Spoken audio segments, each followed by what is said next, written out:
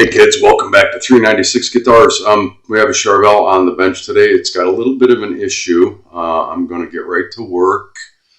I'm going to explain to you what's going on here. As you can see, got an array of files here, and I have the strings pulled off and they're held in place. So the quick story, the Reader's Digest version, is we did a restring and a setup on this guitar, and of course, I did, cleaned up the frets and, blah, blah, blah, blah. So what we found was, after I got it all together and I was happy with the setup, I was getting some buzzing, and they're really light strings, and I have a heavy hand, but it was pretty consistent. So that led me to using a fret rocker. Now, I was fine all the way, and basically, I've illustrated this before. You cross three frets, just using that, and you just kind of rock it. And if you hear any ticking, tick, tick, tick, tick, that center fret is going to be the one that's higher than the other ones, and that can cause some errant buzzing. In fact, it will. So perfect all the way down to here. And I got right to the 21st fret, and it's a pronounced rocking. You go to the one right next to it, nothing. Right? But you hit that one. That's very pronounced, and what it is the 21st fret right here is higher than the frets on either side of it. And being that it's all the way down here, especially when you got in past the 7th fret and started approaching into the 10th, 12th, and forward, you were getting an errant buzzing, and I couldn't figure out what it was until I started rocking the frets. And that has led us to, we're going to do a spot level. Now, I would not recommend, knocking the neck off of this and doing a complete fret leveling on it. Many times we can just level that one down. It's higher than either fret on either side of it, and we'll bring that down, and it should eliminate the problem. There's a lot of different ways to do that. You tape it off. There's a variety of different kind of files that you can use. I've done all of that in the past, but something caught my eye, and I've been wanting to get one of these for a long time, and I'm going to try it today on this guitar. I had something similar to this. It's called a fret kisser. It looks very similar to a fret rocker. In fact, it's shaped identically, but it's much thicker. All right. This is StewMac does not pay me to do this. To me, they're overpriced, and they charge for shipping. And this is what I do for a living, and sometimes I do not like dealing with them. I'll say it out loud. But I got to tell you, when it comes to tools, their research and development is second to none, and I have never been disappointed with a tool that I bought from them. So, as I said, I have used something similar to this in the past, but it just plain wore out. Now, this is diamond grit on each panel, okay? So if we go right to the fret in question, it's rocking. It's rocking.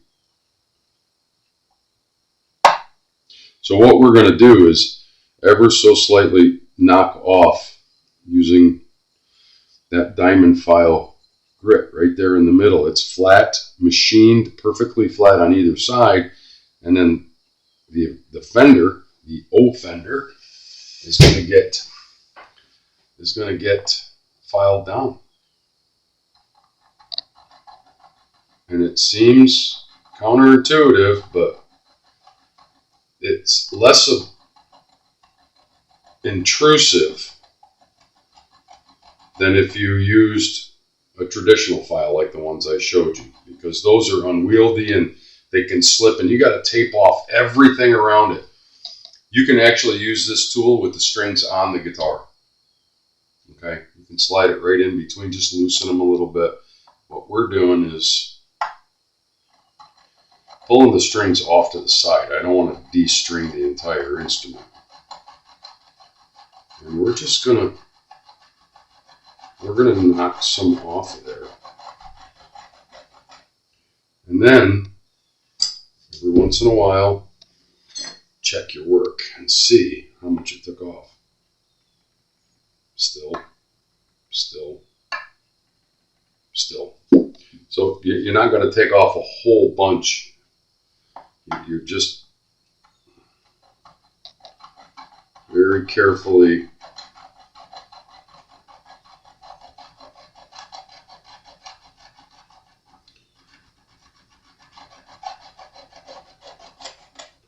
now, say we had one fret up here and one little spot right there. We're gonna get up in here and we're gonna go in this motion. Down here, it's the entire fret all the way across. That's why I'm going like this. You follow?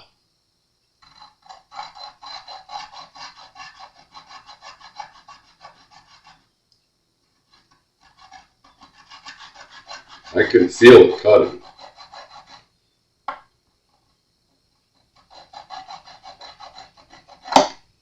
I can feel it cutting.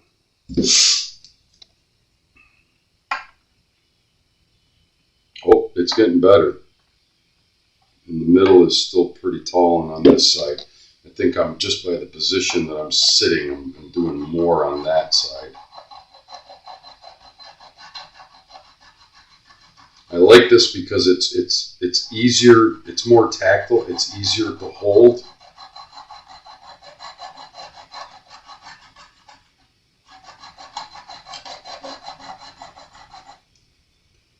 It's easier to hold and less likely to go and cut a hole, a big scratch in the side of the horn over there.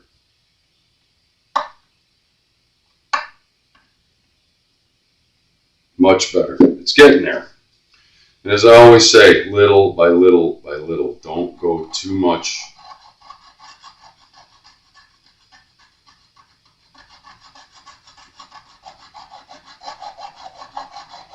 Seems like right in the middle, it's really high.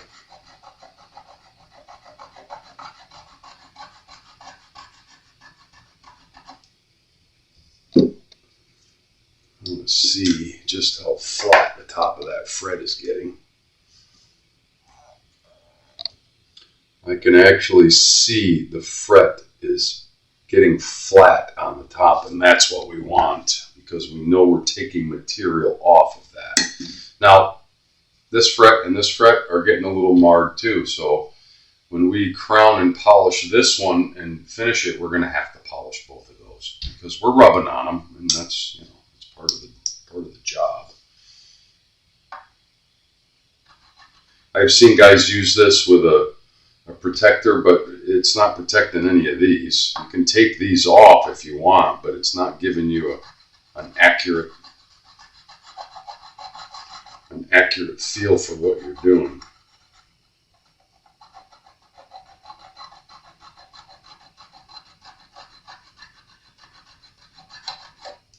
And then rock it.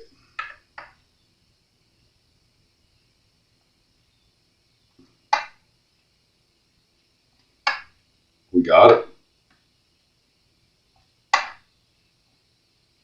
There is no rocking left. Oh, just the slightest little bit there.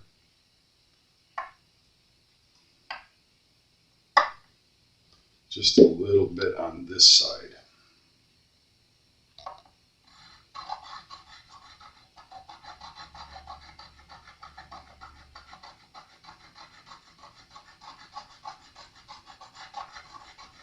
It's barely, the diamond pad is barely touching or grinding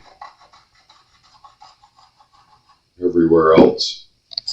It's just a spot right there. I think we got it.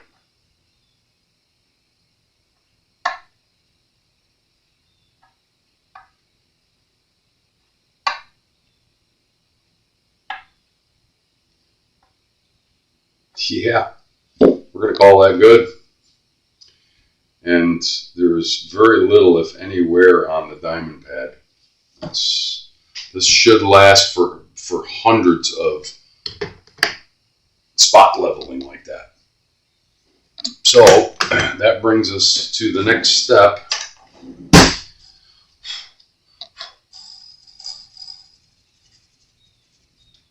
And I'm going to do all of this with the strings on it.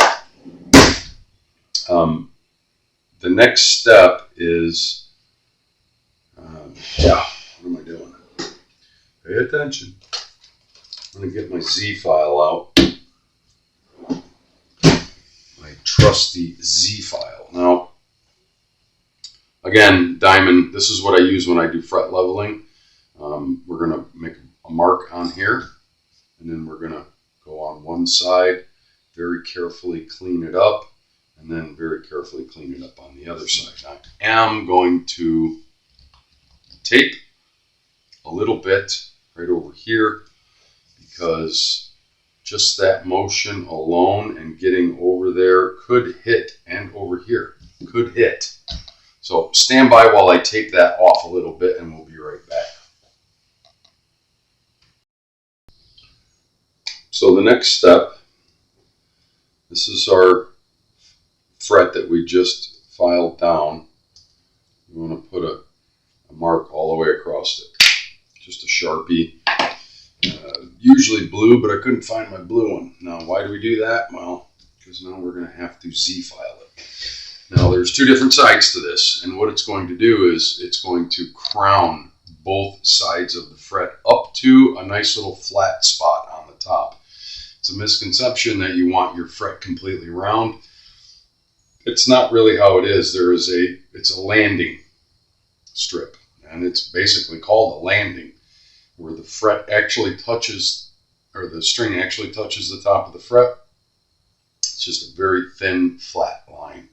And it's imperceptible unless you magnify down right close to it. So how we get there, and I am going to,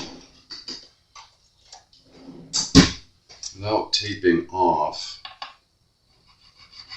I'm going to use a protector.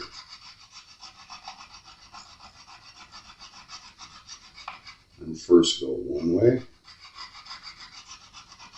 right, on one side, and then I'm going to flip it and do the other side.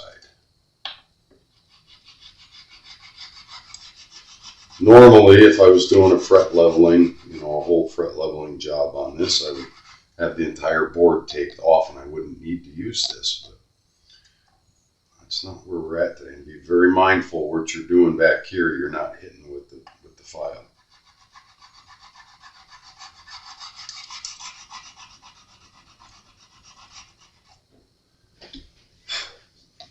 And then get a good look at it. There should be a very thin line on the top. If it's too fat, it's too flat. Yep, we got to keep going. We got to keep going. It's always hard doing this down with the neck on the guitar all the way down here, but I wasn't about to remove the neck just to do one fret.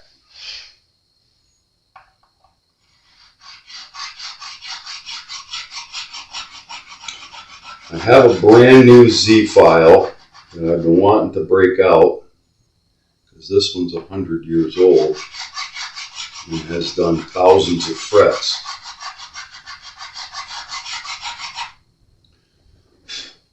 But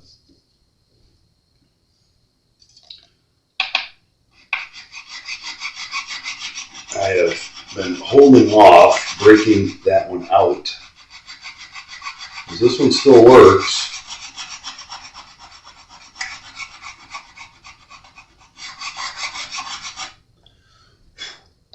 We're getting there. But I think it's about time to break it out. I think that this one may, to the eye, it looks good. And there's still a lot of, you can see the sparkly diamond file in it, but it just doesn't seem to be cutting it. And I mean cutting it, because that's exactly what it's doing, is it's cutting the fret. Where did I put my new one? Ah, here we go. I guess we're going to break it out.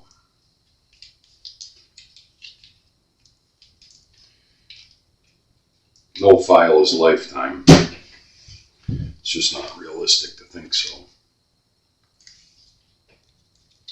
Come on, you get out of there.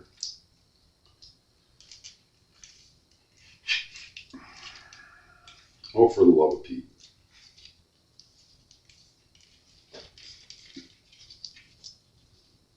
Boy, it really does not want to come out of there.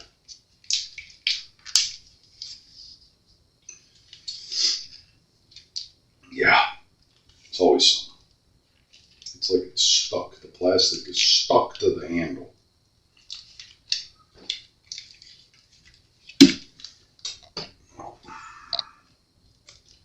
I ain't playing.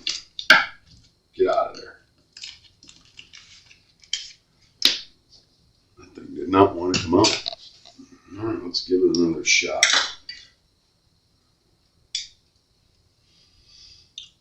Well, I can tell by looking at this and comparing it to the other one, what a difference. Yeah. All right, let's try it again. We're there. I mean, I just want to get a little bit farther.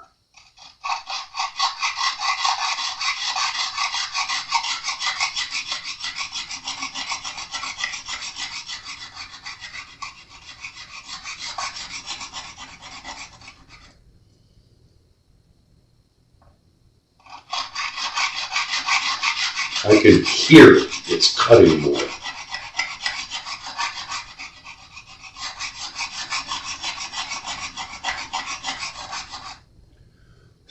Much better. That's exactly what I'm looking for. Just a thin line on the top. And you can hear the difference. This one still works, but that one is, yeah, brand canoe. So now we move on to polishing. And I'm gonna clean this one up and this one and the middle one. And for that,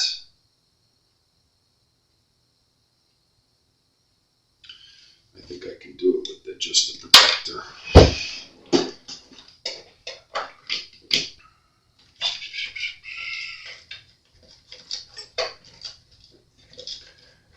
Everybody has a system for polishing frets.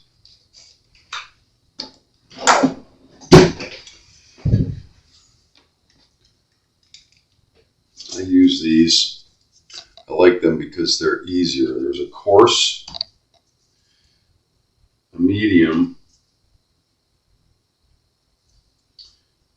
a fine, and an ultra fine. And there's two sides to each. So each fret is going to get eight workings over, right? First you start with the coarse.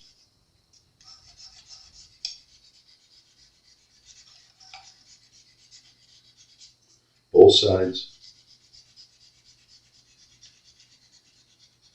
And try to work down around it on both sides.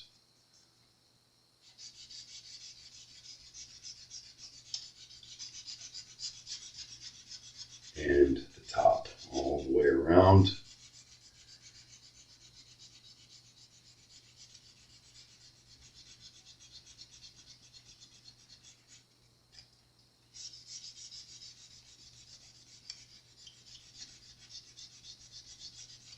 And check your work as you go along. It should be taking out little by little, more and more.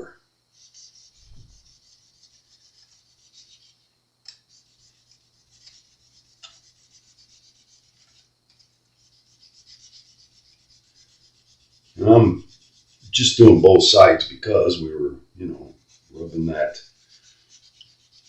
fret kisser on both sides. Now, what we're going to do is really work on the center one. So we're on the medium now. Yep, medium.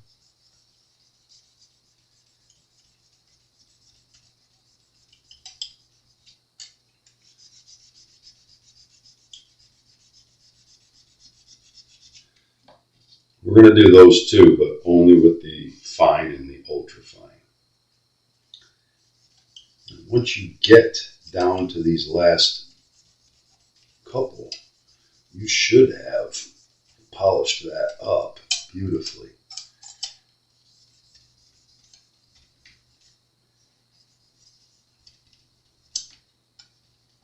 Sorry, my head's in the way. It's close down work.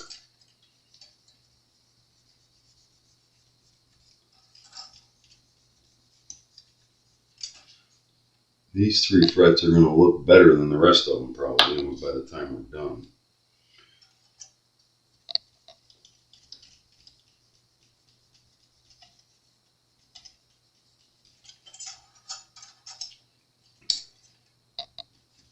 And if the one that you leveled isn't completely smooth or got you in your happy place, you don't like it, start over and do this whole process again. I can tell you that the 2 on either side are fine because we didn't really sand them that much. The one in the middle,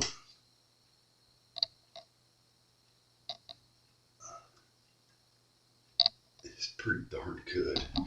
It's pretty darn good, but what I'm going to do is start at medium and do that one again. This one right here. Not the coarse, but the medium, and work my way up. One more pass on just the one that we leveled.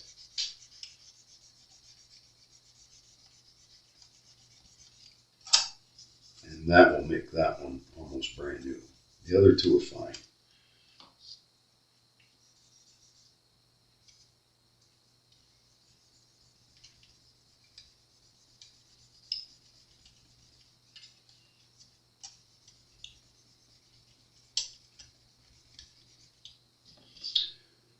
Yep. I love it. This one's going to be nice. Fixed another guitar, ready to go back to the client. As I always say, you never know what you're going to run into when you're working on an instrument. Yeah, that's perfect. That is nice and smooth.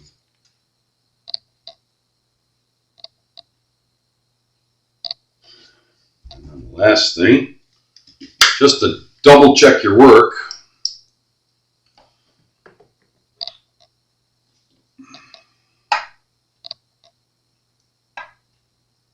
nothing. Nice and clean, just like the one before it. Now, I'm going to tell you that spot leveling can be tricky, and I'll tell you why. Because sometimes you'll level that one, and then guess what? That one will start to rock. And then you'll fix that one, and then you'll chase yourself up the board. So luckily that didn't happen, and I'm happy about that, because a low fret can cause the same kind of problem as a high fret. And that's what ends up happening. So eventually, after like the second or third time, you go, no, that's it. We're taking the neck off, and we're doing a whole fret leveling. And sometimes you have to do that, but we're going to be fine in this case, and I can already tell. So the last thing that I do is just a little polish, and then we're going to string it and continue on.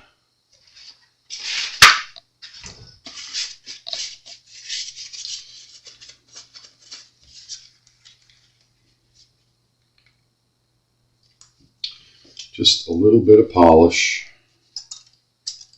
on all 3 of them.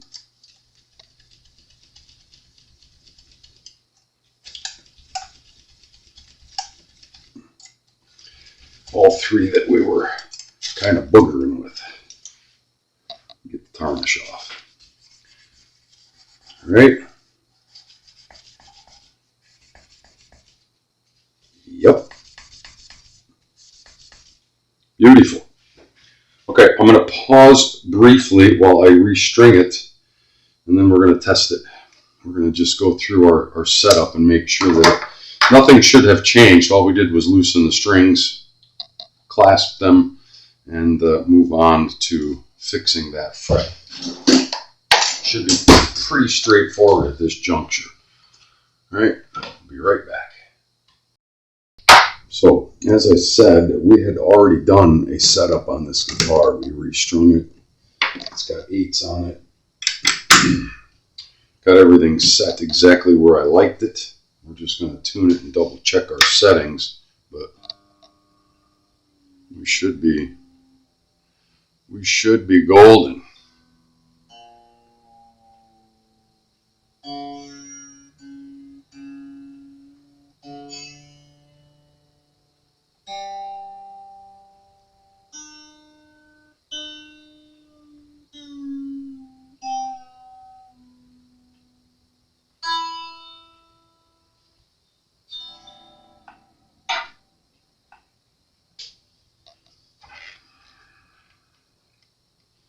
Nice and level. Now, because it's a Floyd Rose, and we did have it settled very nicely, but we did loosen all the string tension, it could take another day or so for it to settle properly.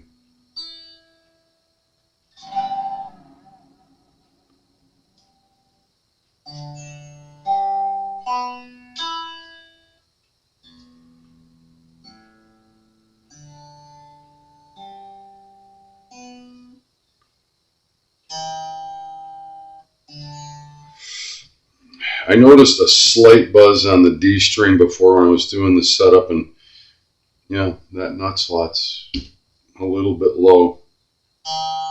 Now, normally I would just go, okay, fill it with bone powder and move on, but it's a locking nut. It's not bad. I'm heavy-handed. So under normal playing conditions, it'll probably never, ever give it trouble. I'm kind of digging on that. I would be surprised if any of this changed. Let's check it.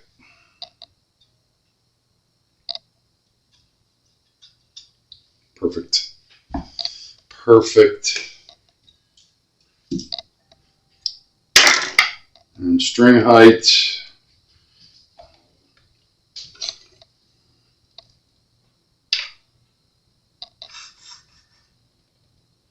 Perfect. Perfect. It is just above 4 on the bass side and right at 4 on the treble side. And that's where I like to set up, these Floyd Rose type systems. It's similar to how you'd set up a Les Paul, but that's that, man. We're done. Easily fixed.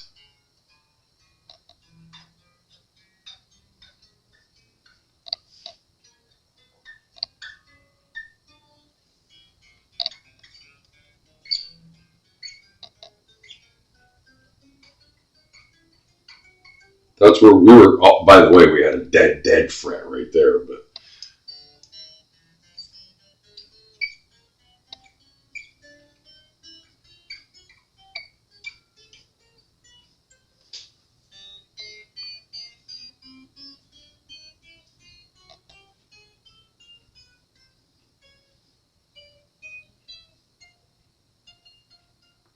love it.